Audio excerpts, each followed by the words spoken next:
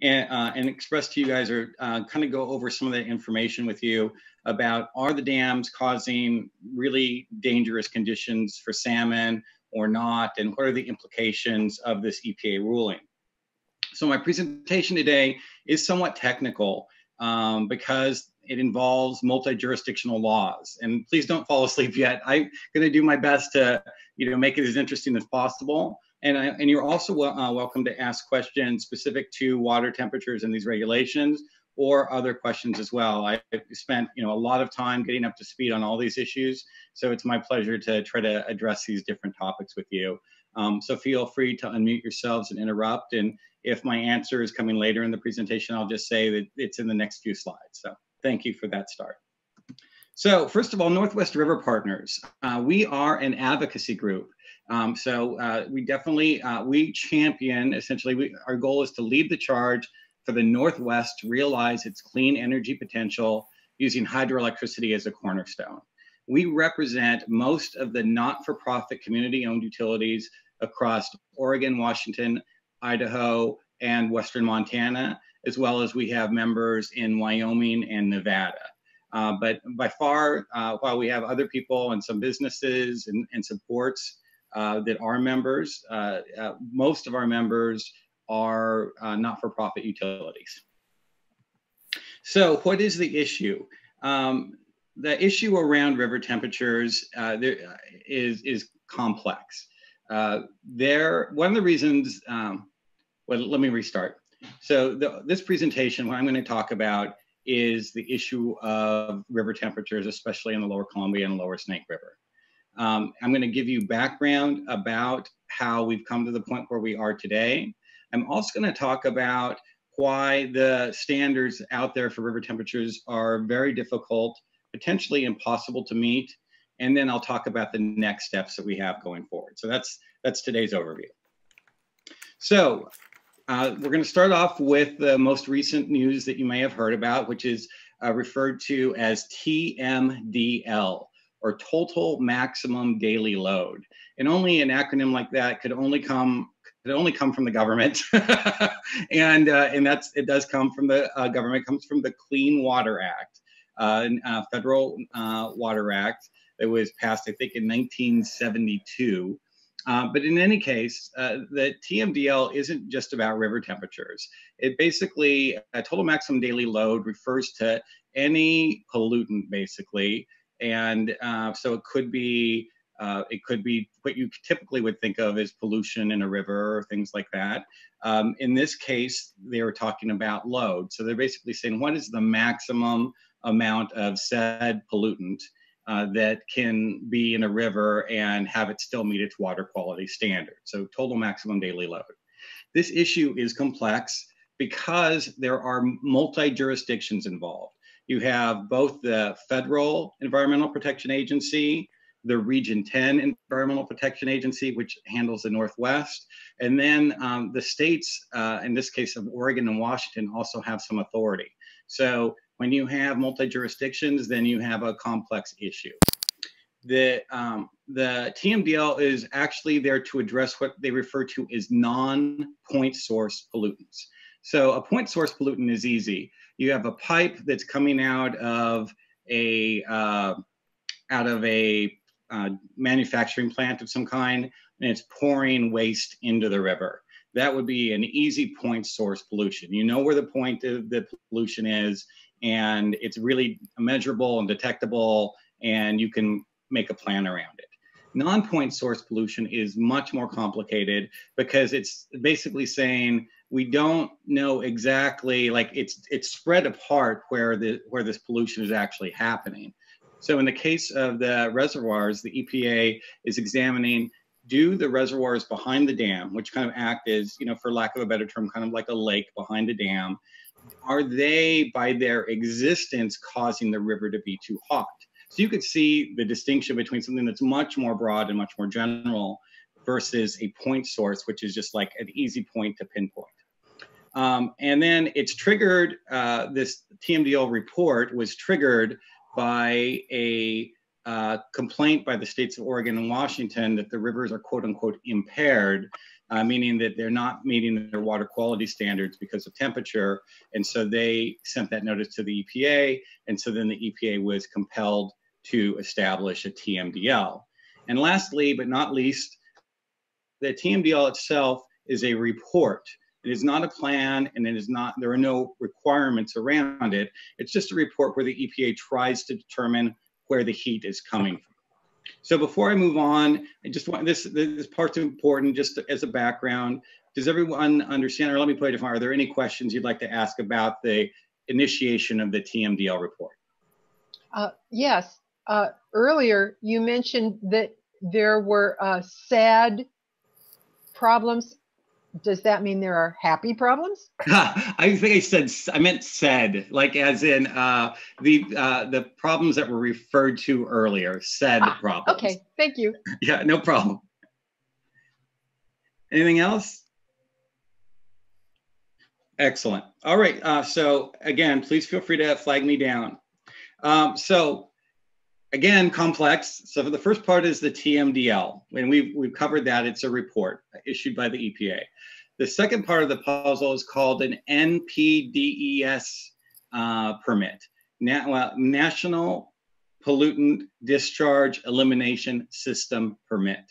And basically what that is if you, let's say if you have a fossil fuel generating plant and you are pouring, like as you guys know, like a lot of fossil fuel plants, they have steam generators, and they have to have a they have to take water from the river, and they have to use that water to cool the steam generator so it doesn't overheat. And then that water will come back out into the river at potentially really hot levels. So they'll have cooling towers or different ways to try to air out the water to make it not so hot, so that they're not putting scalding hot water into the river. So that would be one example of filing a permit to operate a dam, or excuse me, a thermal generating plant. The idea is that you're taking the steps necessary to make sure that what you're putting back into the river isn't dangerously hot, or isn't, if there was like a pollutant of some other source, that it's not excessive. It also pertains to cooling water intake structures. But in both of these cases, the NPDES permits were never intended to be required for hydroelectric dams, because hydroelectric dams generally aren't using water for cooling, or not a very large amount of water for cooling, and they don't typically they don't typically release very many effluents, quote unquote, which would be like oil, lubricants that you would leak from a hydro turbine and make its way into the river. So federal hydro projects, as far as I'm aware, have never operated with an NPDES permit. But that being said, for the Lower Columbia and Lower Snake River dams, due to a lawsuit initiated by Columbia Riverkeeper, not my organization, which is Northwest River Partners, but Columbia Riverkeeper sued the Corps of Engineers for operating its federal dams without NPDES permits, and we'll talk about why that's important. The last part of this that comes together is a 401 water quality certification. And so this is also part of the Clean Water Act, and it basically means that if an organization like the Corps of Engineers files for an NPDES permit to operate its facility, that then the states get to review that permit request and have authority over it. So again, this is where it now starts to get complicated, because you kind of have different layer upon layer. Okay, so let's put this all together and talk about the issue that we're seeing today. So in 2013, Columbia Riverkeeper sued the United States Army Corps of Engineers for not operating with effluent permits, for oil that might leak into the river. And in 2014, the Corps decided to settle that case and apply and file for those permits. In 2015, the Corps filed its permit applications. In 2018, separate to that, the Corps, I'm sorry, not the Corps, but a federal judge ordered the EPA to produce a TMDL report, which we talked about before, for the lower 8 river dams in the Columbia River. In 2019, the Ninth Circuit Court of Appeals upheld the judge's order on the TMDL.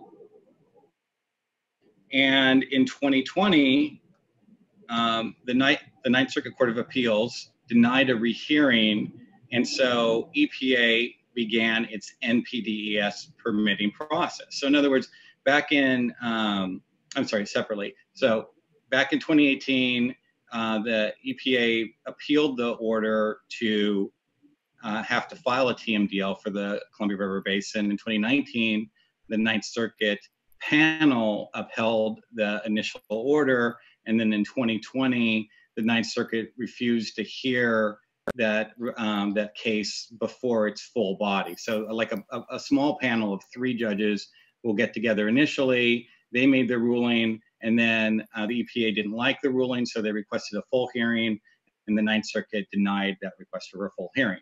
Okay, so that is for the TMDL. Separately, the EPA opened its NPDES process also in March of 2020, and that triggered the Oregon-Washington Public 401 process. And lastly, when Washington State reviewed the TMDL, when Washington State reviewed the NPDES permit request from the Corps of Engineers, or actually from the EPA that was triggered by the Corps of Engineers, Washington said, we're not going to just include effluents, which the NPDES is supposed to be limited to. We also want a plan for lowering river temperatures. This is a really big deal, because if you look back at 2013, this initial lawsuit over here was just for effluents. It was just for oils and pollutions that might come from the normal operation of the dam.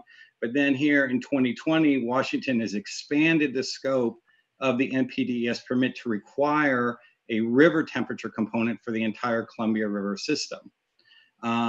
So that is a really big deal, and that's one of the things that we've been speaking out against, is this is far beyond the scope of what an NPDES permit is supposed to be about. Kurt, the EPA also in May issued, oh yes. Is the Washington requirement, does that come from the Washington Department of Ecology? Yes, it does. Yeah, a great question. And I'm almost done with this part, and I'm going to open it up to questions again. So the EPA issued, separately, it issued a TMDL report. And as soon as that report was issued, showing heat from different parts of the river, then Columbia Riverkeeper called for dam breaching again. So again, I just think it's important to understand that this all was supposed to, the Columbia Riverkeeper initial suit was really about effluents, about pollution that might leak into the river. And now they essentially are using the Washington State process to I don't mean this in a bad way. I understand what their objectives are and I respect them, but they're using it as a leverage point to call for breaching the dams, which they have always called for anyway. So that is the process of how we've gotten to where we are today around river temperature regulation. And I still have a lot more on how dams affect river temperatures, and I'm going to talk about that. But just in terms of this timeline and questions about the regulatory process, are there any questions about that?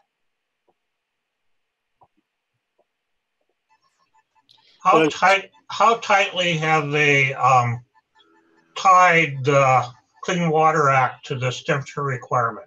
It seems like it's a wrong model for monitoring temperature.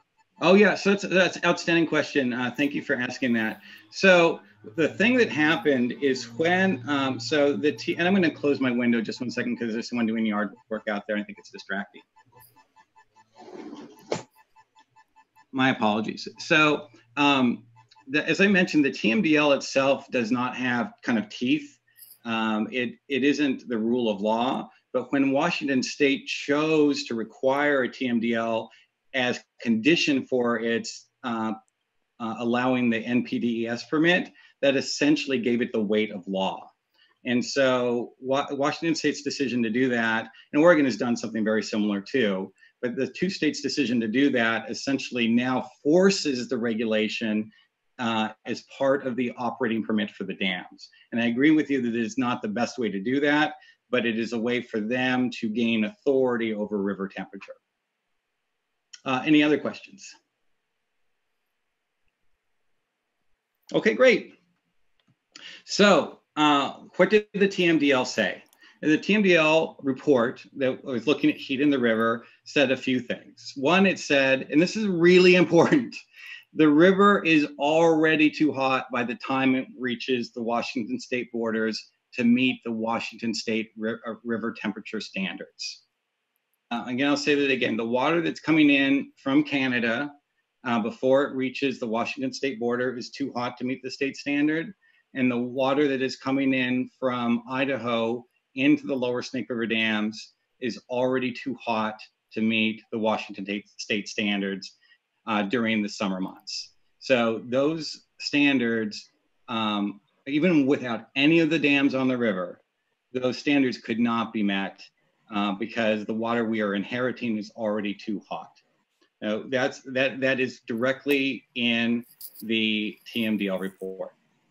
So that seems, excuse me, will that end up in the Supreme Court with Canada and the United States and Idaho suing each other for temperature in the river? It is entirely possible that we're going to have a real mess on our hands in terms of litigation. So I would never predict where a lawsuit would go. But I would just tell you that it is leading to some really potentially complicated outcomes. Yeah, Kansas sued Colorado for not delivering enough water out of the Arkansas River, and Kansas won. So they shut down all the wells in Colorado so that they could augment the river so they have a designated amount of cubic feet per second that they deliver to Kansas. And that was all decided in the Supreme Court. So wow. They better watch what they're doing here. Yeah, I mean, it's entirely possible that there could be an interstate, if not international, but at least an interstate lawsuit over this.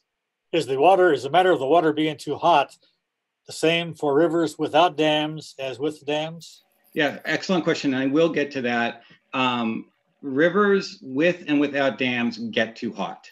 The Fraser River in 1994 had 450,000, something like that. It was in the 400,000. 400,000 salmon die in the river because of a heat wave, a record-setting heat wave that occurred during a salmon migration. And the Fraser River in Canada does not have dams. In the Columbia River in 2015, I think, there was a similar die-off of sockeye salmon in the amount of 250,000 sockeye salmon died during a heat wave while adult salmon were migrating. This last summer in Alaska, they had record warm temperatures and thousands, I don't know if hundreds of thousands, but thousands of fish died in Alaska, and none of those rivers are dammed. So yeah, absolutely, hot river temperatures. The Snake River has always been hot. I had someone who was 90 years old and wrote to me and said that when he was a boy, him and his siblings would play in the river and it was as warm as bath water. And that was way before the lower Snake River dams were ever built. So I will get to this next part, which is important, which is the TMDL did say that climate change is adding 1 to 2 degrees, or has already added 1 to 2 degrees increased temperatures in the lower Columbia and lower Snake River. So you double that to get to Fahrenheit, basically, not exactly, but basically. So it's like a 2 to 4 degree warmer river than it would have been without climate change, according to their models. And then next, they also said that dams add to the challenge of river temperatures in July, August, and September, but especially in August and September. Now, the way they came to that conclusion is they have a model, and that it's very difficult because it's there's only one study that was ever done before the Snake River dams were put in that measured the temperature before the dams were put in versus after they were put in. And that study showed that there had been no increase in the river temperature on the lower Snake River. So that's the only study that I'm aware of that has ever actually compared a before and after with actual real data. That being said, so you're left with, in a situation like this, you can't take a measure of the river, lift up the dam, take a measure again, and then put it back down. So you have to rely on models. And their model is telling them that, that the dams are adding 1 to maybe 3 degrees, depending on the time of year in the dam, generally mostly 1 to 2 degrees Celsius or 2 to 4 degrees Fahrenheit to river temperatures on the dams. And they're saying basically that it's because they say, well, if it was free flowing, the water would be moving more swiftly. And with the dams there, it's more of a slow lake. And so that creates more heat. So that's what that's their conclusion about the dams. And then lastly, they did call the Washington, Oregon water quality. Said they basically referred to them as challenging. And basically that's the EPA saying you can't meet these standards that you have established, and they actually suggested that the states reconsider their standards, and that was in the EPA's TMDL report. So I'm going to go here now to a different study, and you guys had mentioned that I was going to show where my facts came from. So there was a study put together by Pacific Northwest National Labs or National Lab in 2002. And a researcher also built a model to try to determine what the impact of river temperatures was on, what the impact of dams was on river temperature. And this is what his model showed. So you could see that the red line is the actual temperatures essentially throughout the different months of the year on the river. The 20 degrees Celsius is essentially equivalent to 68 degrees Fahrenheit, which is kind of the threshold that a lot of people use for safe river temperatures for salmon. So the red line is what the real temperatures are. And then the blue line, the blue dashed line, represents what he said, or his model told him the temperatures would be without the dams in place if the river was free flowing. And you can see that basically what he explains is that the dams actually and the reservoirs create what he refers to as a thermal inertia effect. And the way he compares it is like, think if you have a swimming pool versus a creek. Okay, well, a creek isn't very deep. It will heat up pretty extremely. But a swimming pool, like if you dive into it in the morning, even on a sunny day, it's cold. Even if you dive in at noon, it's still cold. It kind of takes all day to really warm up the temperatures. So basically what he shows is that during the months where the salmon are most likely to be migrating in the river, spring salmon, spring and summer salmon basically are done migrating usually by the start of August, that during this period, the reservoirs actually keep the river cooler than they would be without the reservoirs in place. And then what you see is a shifting effect. Back by the time you kind of get to September and October, as the ambient, as the air temperatures start to drop, the river temperatures still stay warm because they're holding heat. But you can see that basically for most of that time that the actual temperatures aren't that hot. They're not at levels that threaten salmon survival. So it's okay to push this extra heat. It's okay to push this extra heat here into the shoulder months because it doesn't harm salmon. In a way, this is ideal for salmon migration. Salmon, typically, they're smart. They know the river's too hot. So they try not to migrate in August and September anyway. Very few salmon do migrate during that period. But even if they were migrating during that period, you can see that according to his model, that it would be much hotter and more dangerous for them if the dams were not in place. So that's the thing I want you to take away from this is, yes, there is one model that does show that, and that's the EPA's model that predicts that the rivers would be are worse off in terms of temperature with the dams. But the PNNL study is just as reliable, and it was actually peer reviewed in a scientific journal, and he found the opposite. So the science on this, I guess really what I would like to say is the science on it is mixed. And I think that's really the takeaway message that I'm hoping that you'll understand is it is not a slam dunk, and there is actual scientific reason to believe that the dams may be helping the problem and not harming it. See, I have a question about from the political side. Yes. The Department of Ecology, do we have political appointees in charge of that? And if so, if we change the administration, could that impact upon the lawsuit? Oh, so that for Washington State Department of Ecology, I mean, you know, I have respect for that organization, but like any government organization that ultimately answers up to the governor, there is the ability to create influence, and we believe. I guess it would be reckless of me to say this. Let me say it in a different way. I think there's a possibility that the governor's own perspective on dams may be influencing how ecology approaches this issue. I have no evidence of that, and so I'm not trying to cast stones or whatever the right expression is. I would just say that the normal workings of these processes tend to have outcomes that are consistent with kind of the people in charge. Well, Kurt, the people here all want to cast stones. No need to. We know that that Inslee, through his energy program that was put into place last year, it predicts totally free energy by 2025 without any thought of hydro or nuclear. Right. So we know that Maria Bellon is she still the head of Washington Department of Ecology? She was when she came here to address us on the issue, another issue. I think that was the reactor issue. Right. And I think that she has moved on, and there is a new person in place, but I don't know that person's name.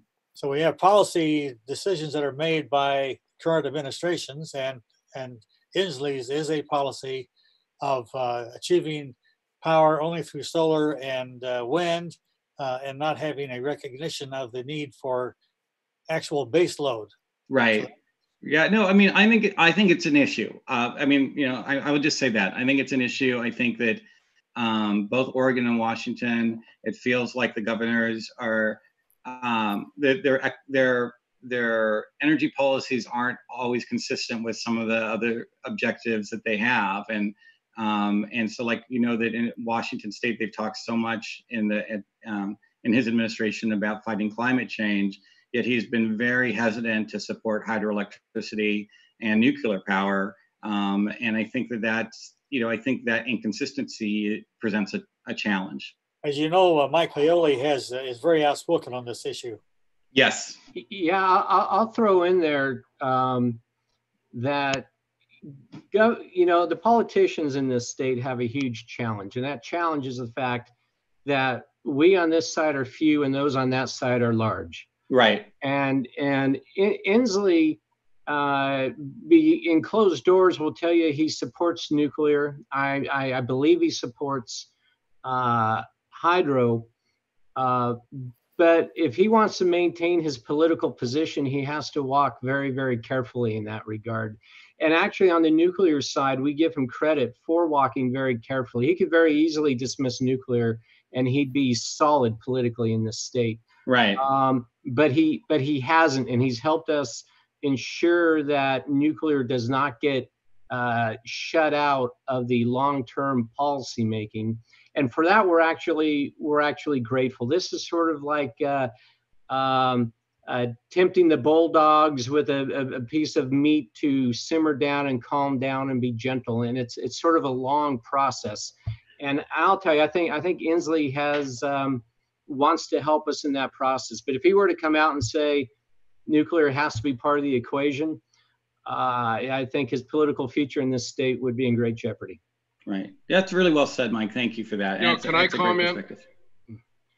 This is Carl, and I see that with the inclusion of the thermal load on the Columbia River, that the Energy Northwest becomes a point source polluter of thermal, and it would be a direct ability for the governor to say, well, we just need to shut you guys down because you don't make it.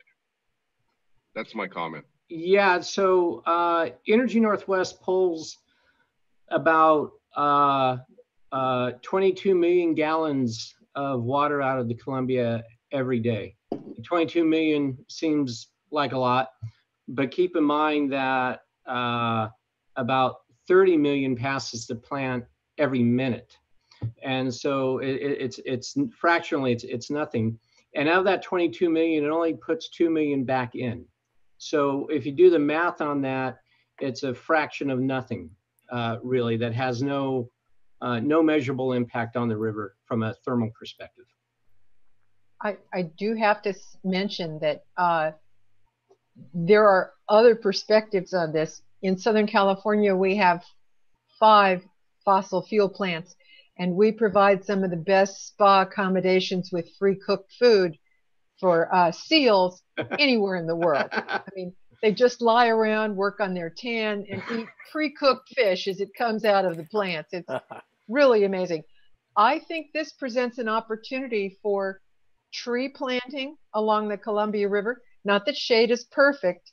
They've certainly been after it on boat dock design, wanting the sun to go through because it provides a habitat for predators.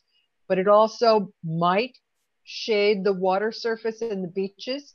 Also, the water coming out at the bottom of the dam is substantially colder than the stuff at the top. There's nowhere to go on the Snake River. The whole thing is maybe 10 feet deep. And there's a lot of fish that come down that river and come up at the plume at that southern boat dock. There's a line of ducks waiting for free food at this very moment every year, year after year. I think there's a potential to tweak the existing design applications on our dams without bulldozing them or spending a great deal more money. But I certainly think the fish ladders need to be enhanced. I hear Marjorie saying that there needs to be a limitation on the number of ducks that overfly the state. Nope. They're lined up waiting for the food to come out of the upswell from the Snake River. You can see them there any day. It's awesome. Kurt has about 15 more minutes, so let's let him get back to his presentation. No, they're great questions and comments. And let's see where I am on my presentation.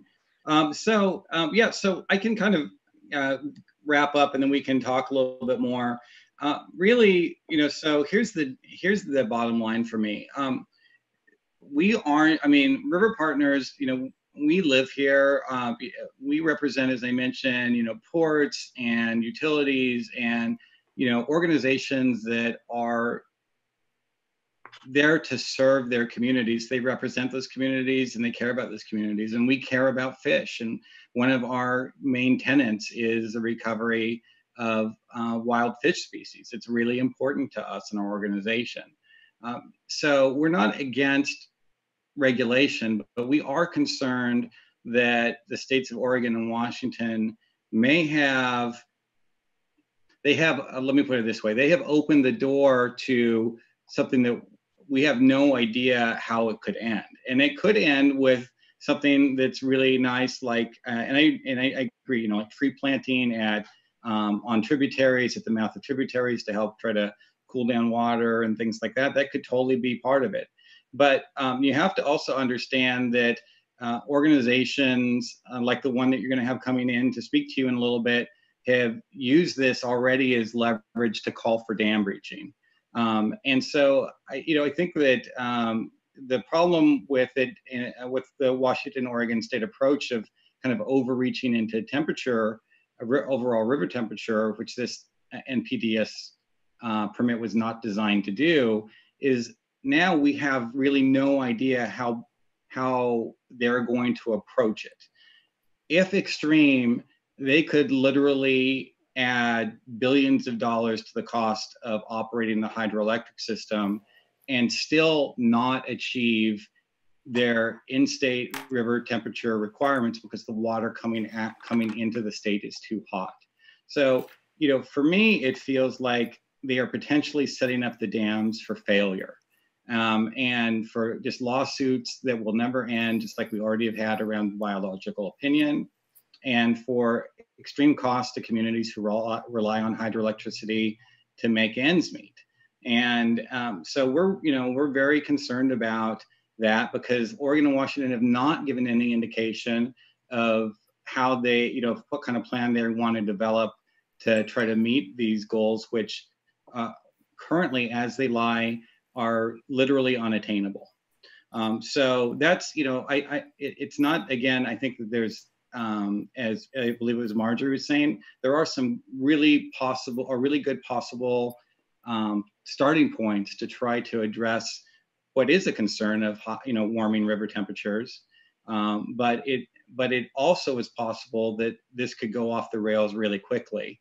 And so we're trying to call, in my organization is trying to call people's attention to this really important issue, because if people don't put pressure on the states of Oregon and Washington, there's really no telling what direction they might take this. And so we're just really encouraging people to engage, to reach out to the governor's office and make sure that they don't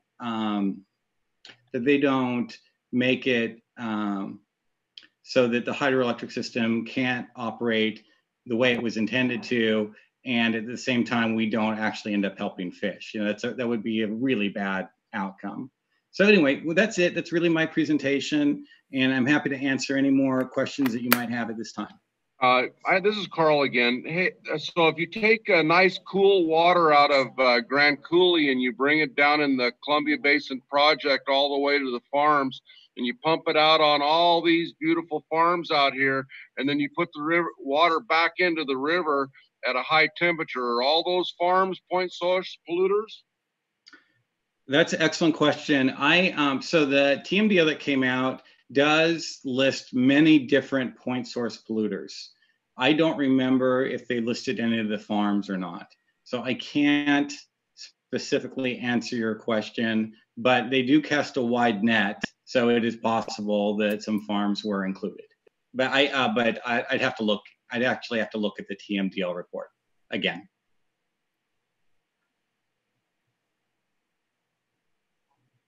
Okay, I encourage more questions. We've got time now, so I just wanted to be sure he had his